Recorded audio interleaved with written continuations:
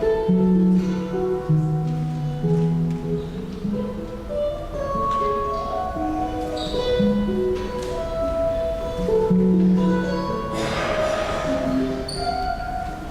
beliefs are like walled gardens. They encourage exclusiveness and the feeling of being especially privileged. Other beliefs are expansive and lead the way to wider and deeper sympathies. Some beliefs are like shadows, clouding children's days with fears of unknown calamities. Other beliefs are like sunshine, blessing children with the warmth of happiness. Let's sing together our opening hymn number 145 in your great hymnal. I invite you to rise in body or spirit as we sing together.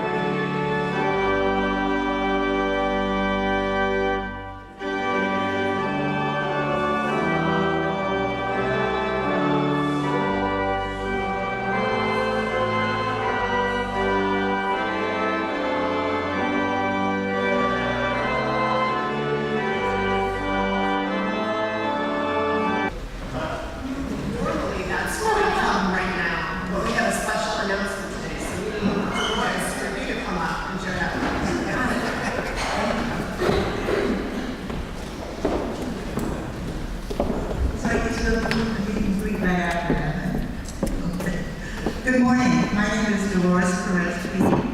It is my privilege to serve on the Rheiner Award Committee. The purpose of our committee is to recognize members of our congregation who exemplify the values of our religion in their lives through their actions in the wider community. Our tradition believes that one's deeds speak more to what we truly believe than creeds or spoken commitments. In this respect, today's recipient walks, breathes, and incarnates our creeds, reminding us of our obligation to try to do the same ourselves. This award was named after the Reverend Rheiner, a Universalist minister. He later became a full-time social worker and a member of our congregation. He gained a reputation as an outspoken advocate for peace and justice, and was involved in creating the first halfway houses for patients newly released from mental hospitals and prisons. Because his life was exceptional for its activism, after his death, this award was created for members who showed commitment, leadership, significant accomplishments, and meaningful involvement with our Unitarian Universalist principles.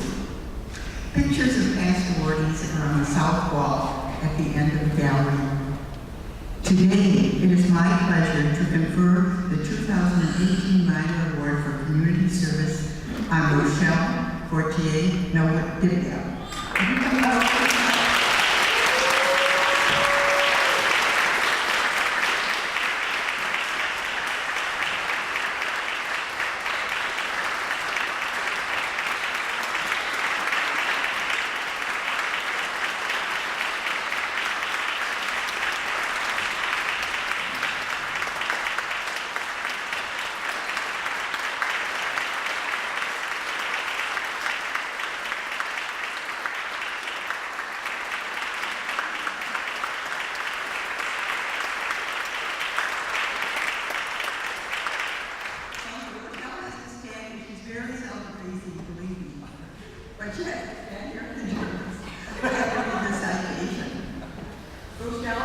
life reflects commitment and accomplishment in her chosen profession of the law. Her legal practice focuses on the rights of asylum seekers and immigrants, and also includes family reunification, deportation, and appellate court cases. She successfully represented several high-profile cases which gained international attention as legal milestones. As a sole practitioner in San Francisco, she won 2 major asylum cases in 2004 and 2005 in the U.S. Court of Appeals for the Ninth Circuit. One of the appellate cases, Mohammed versus Gonzalez, is now the leading federal appellate case on female genital mutilation as a grounds for asylum.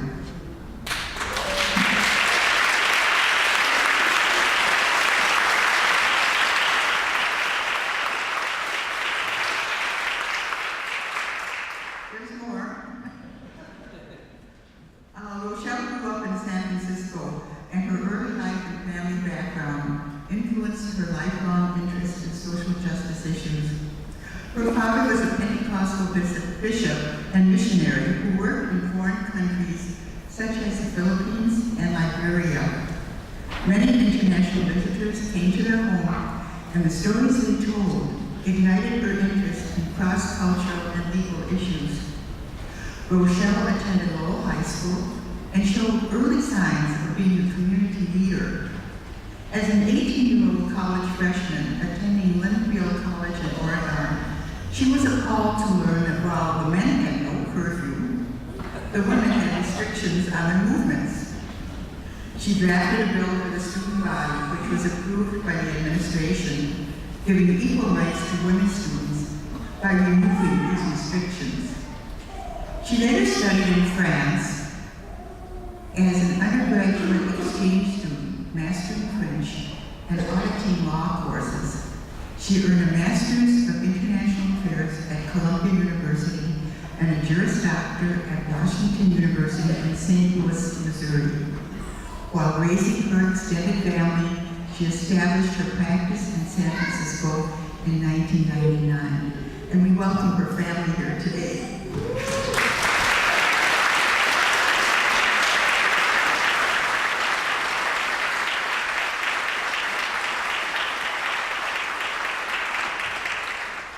Rochelle joined our society in 2015 after attending meetings of the UUSF Guardian Group, which works with sexual minority refugees and asylum seekers being resettled in the Bay Area. She advises that group and continues working with national and international organizations supporting these refugees.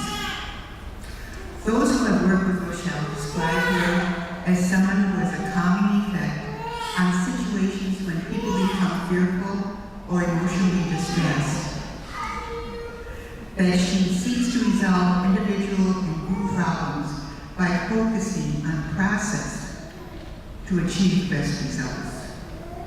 Currently, Rochelle is chair of our Human Rights Working Group, organizing efforts in a wide range of activities. She appears at public forums, speaking out on human rights, including the issues emblazoned on our building outside, Black Lives Matter, and immigrants welcome here. We are proud to recognize her leadership and accomplishments through this award. At this time, I would like to call on the other members of the Rheiner Award Committee to come up and assist in presenting this award.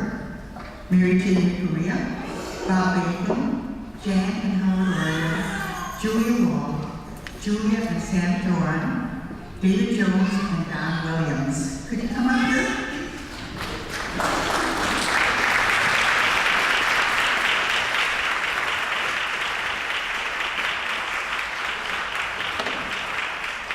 After the service, we will hold a celebratory luncheon reception in the Thomas Starr King Room down at the end of the hall, where you can all congratulate Rochelle. We want to thank our senior minister, Vanessa Rush Southern, moderator David Workman, and the board of trustees and our church staff for their help and support. Now David Jones will present the talk.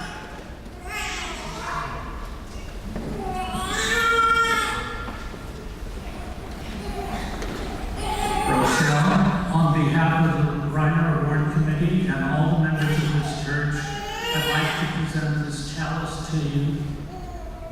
It says Rochelle Fortier A, first UUSF Rheiner Award, March 18, 2018.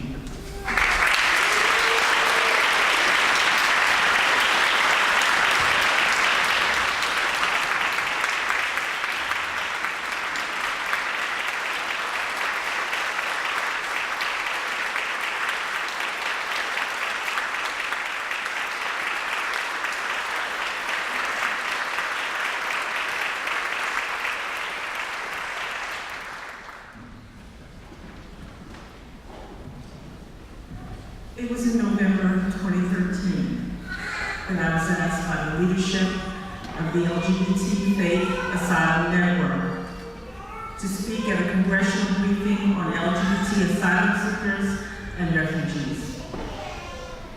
It is because I said yes that I am here today. At the retreat in Washington, D.C., I met Ms. Fortier and Bruce Knotts, the two Unitarians among our small group that gathered to raise our voices and to make a difference. Through this gathering, these connections, I discovered this faith that honors the inherent worth and dignity of every person, that fights for justice, equity, and compassion in human relations, that encourage us to accept one another, that fosters the development of a free and responsible search for truth and meaning, that encourages the exercise of the right of conscience and the use of the democratic process within our congregations and in society at large, and among other things, that seeks a world community with peace, liberty, and justice for all. For as long as I can remember, this is what I live for. And these are my beliefs. Growing up, my family and church community taught me to serve others. We migrated from Los Angeles to San Francisco so that my father could accept the position to lead the congregation of Bethel Temple United Holy Church. The services were held at the Greek Orthodox Church on O'Farrell between Fillmore and Webster Streets in the mid-1950s. I was 4 years old. My understanding of life and service began just a few blocks from here. I came of age hearing the strong voice of Martin Luther King, reading the words of Malcolm X, who boldly pronounced that civil rights are human rights. Hearing the messages of our folk heroes that spoke to justice, Pete Seeger, If I Had a Hammer, still rings in my memory. Where Martin Luther King Jr. spoke of a dream, I strive to live the principles rather than imagine them. Yet I have found that injustice can often get in the way. And it is in those moments where I wonder, how do we create frameworks that foster change that will impact individual lives, or set in motion influences that spawn a new generation of leadership?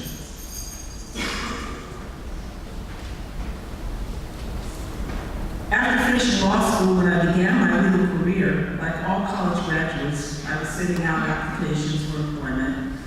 We all blindly seemed to covet the jobs of the prestigious law firms that were recruiting on campus.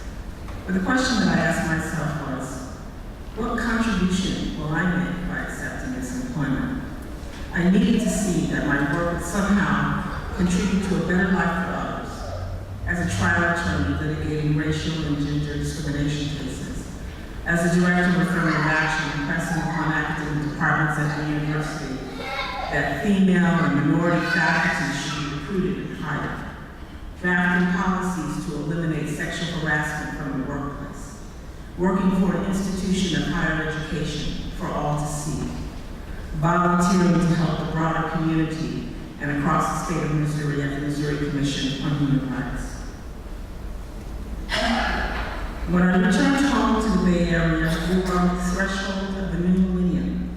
I observed that the injustices of our own society and culture can often be dwarfed by the injustices beyond our borders.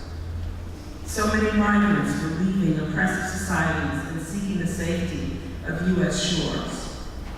I remember sitting in the courtroom while representing an Ethiopian woman dressed in traditional attire, a woman that had to commit everything to memory because she could not read. And it was in that moment, as her journey, navigating her path to dignity and freedom, that I knew that I was in the right place. And today, my heart is full of gratitude.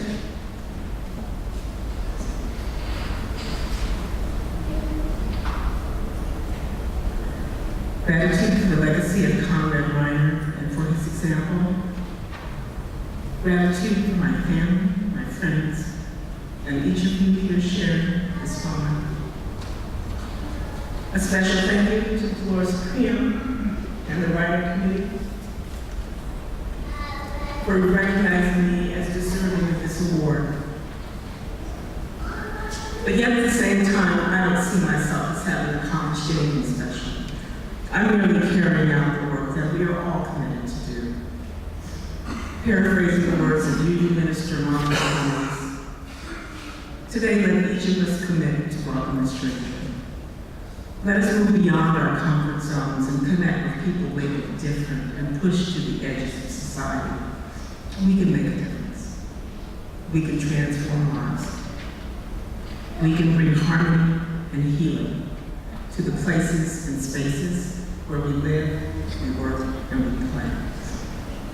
Let us speak for justice for those without voice, and let us lead the way on the journey towards wholeness for those without sight.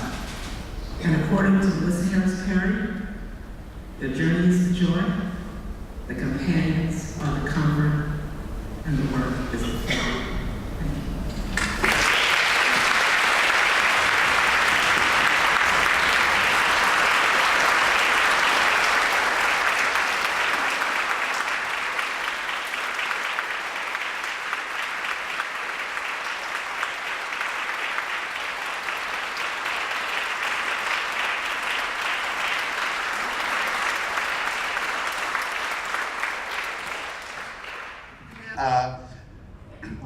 Another prior recipient of the Rheiner Award, Dolores Perez-Priya. Thank you. I just wanted to say a couple of things that are so important in this time of our country's history, and that is the ways that our laws are changed, the root causes of some of our problems, and the ways we can affect them are through our Congress and also through the courts. So the root causes of some of our problems must be handled that way. And that's one reason why I'm interested in strategy, which is going to affect a lot of people. The only way we do that is, like I say, through our system, having our representatives vote for certain policies. The other way is through the courts when the policies are changed, and that's what Rochelle helped to do. Through those two cases that she won before the U.S. Appellate Court in the 9th District, that's very important. That is a very important strategy, and that's why Rochelle was selected to become our 2018 Rheiner Awardee. I just wanted to emphasize those two root strategies, and we should all remember them. Thank you. And now I think Vanessa is going to speak too. Our Senior Minister, Vanessa. So probably Rochelle is so tired of having to hold in her smile, but when I started, John Burens, my predecessor, met with me and went over names of people that I absolutely had to meet right away. And you'll be surprised that your name was, one of the top 5 of people that I had to meet right away to understand kind of where we were going and people that could help us get there. And I have been struck listening to the speech that Dolores gave about you and your own remarks about how, though I've been working with you just for, 8 months now, still, I didn't know the vast majority of what got shared, and it made me think of the fact, maybe this is a little macabre, but it made me think about the fact that often you don't find all this out about someone until you're at their memorial service, right? When people get up and they tell all these stories and you thought there are all these chapters of this person's life, why didn't I sit down over more cups of coffee or more bottles of wine and let the stories flow? So I feel not only privileged, as I always have, that you're a part of this congregation and have been such a leader in it and are contributing in ways that are part of this incredible Rheiner legacy that calls us all to live in the world in bigger ways. But I just feel lucky to have heard some of those stories because I'm not sure when I would have heard them. And you have led an incredible life so far. And it's, you got lots of incredible life ahead, but I will just say when you said I haven't done much, I don't know. Yeah, well, and what does that say for the rest of us? So please admit that you have done a lot. Make me feel a little better. So anyway, deep gratitude for this day and this chance to hear more about your life. I wish we could do that about everybody. Everyone has great stories to tell, and today we got to hear yours, and they were inspiring. So blessings. And there is cake, and we're not bringing it to everybody, so you have to go get it. But these people were stuck and couldn't move, so we wanted to make sure they got cake. Okay. Thank you very much, Vanessa. Hello, my name is Nwadibia, and Rochelle Fortier made me. So, thank you for that. I just am gonna leave you guys with this short blurb. Growing up with Rochelle as my mother, she has always just instilled in us to, and I quote, fight ignorance. So that's what we strive to do every day, and I'm really thankful that you guys have honored my mother because that's what she's done her whole life. And fighting ignorance is something that you just need to take with you and throw into the world because it'll make it a way better place. And thank you, Mommy, for instilling that in my life. So, love you.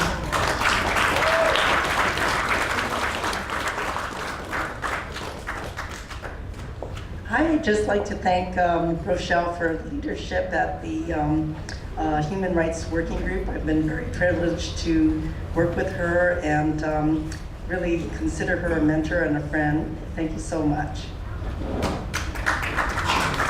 Thank you, Ken. Are there others who'd like to speak for a moment? Yes, come on down.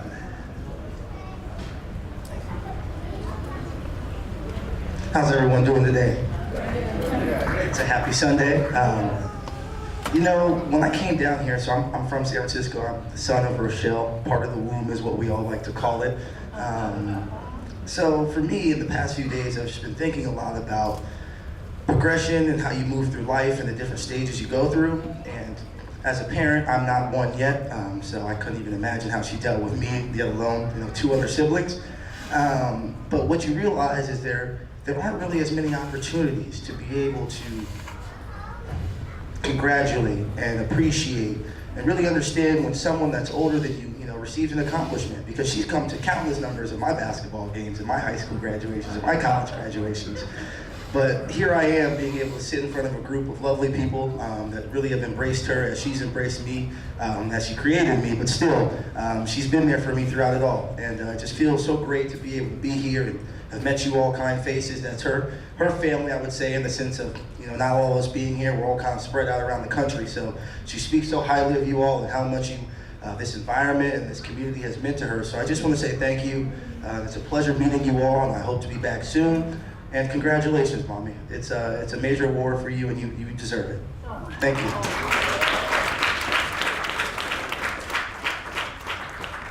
Thank you very much.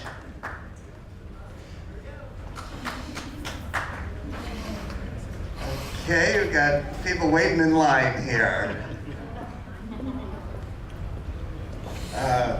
I guess I'm her third child, second son, first son. I'm the oldest, but he's the biggest.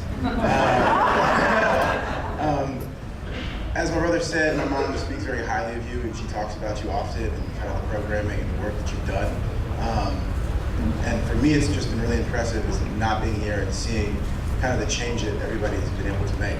And this is the second time I've been here, and every time I come here, I just am really humbled by how open and welcoming everybody is to me, someone you don't know. And as you might guess, I've known my mom my whole life. She's always been kind of a stalwart for me and mine, and she's always believed in me when I didn't believe in myself. And so it's just really humbling, and it's really warm for me to be able to see all of you be able to recognize what I see in her, which is the best part of me. So thank you.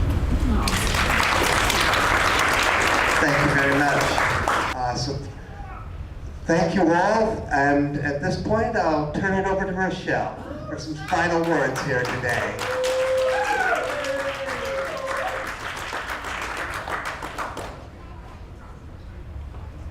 As I stated earlier, my heart is full of gratitude.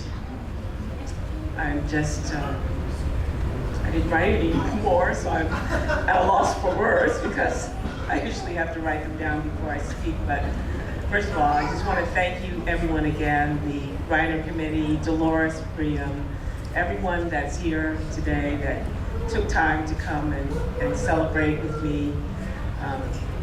I'm just overwhelmed and filled with joy. I go through my life daily doing just what I do, and I remember sort of at the time that I won the case Muhammad v. Gonzalez, I was sitting at my desk in my office, the phone rang. I picked it up, and the gentleman on the other end was a journalist from the Los Angeles Times, and he sort of started talking about something that was supposed to be so great. And I thought, well, I'm sorry, who are you? And he said, oh, you don't even know about it yet. I said, I don't know about what? And then he proceeded to tell me that I had won a major case. And I thought, well, I'd done a case at the Ninth Circuit before. We had the hearing, they made the decision, they sent it to me in the mail, I read it, I was glad, it was published, and that was it. And here's someone on the phone calling me from the Los Angeles Times to tell me what a great case I won. And of course, as soon as I hung up, I'm so thankful my father was still alive, and he was the first person that I called. But you know, what we have to focus on though is really the lives of the people that are left behind. This is why we have asylum seekers and refugees, because they've been in circumstances where their societies and the people around them, including often their own family members, didn't honor their dignity and their worth. And that's what I appreciate about this congregation, is that is what we're here for, that is what we stand for.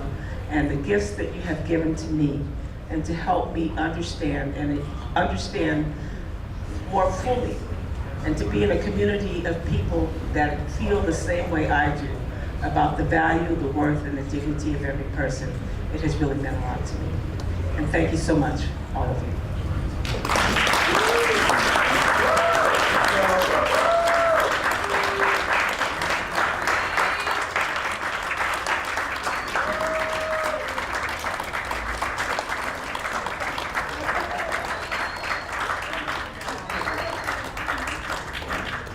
That concludes our program. The conversation can continue. There is still food, there is still drink, but I believe there's still some cake. Thank you all for coming on behalf of the Rheiner Award Committee. Let us go forward and do likewise.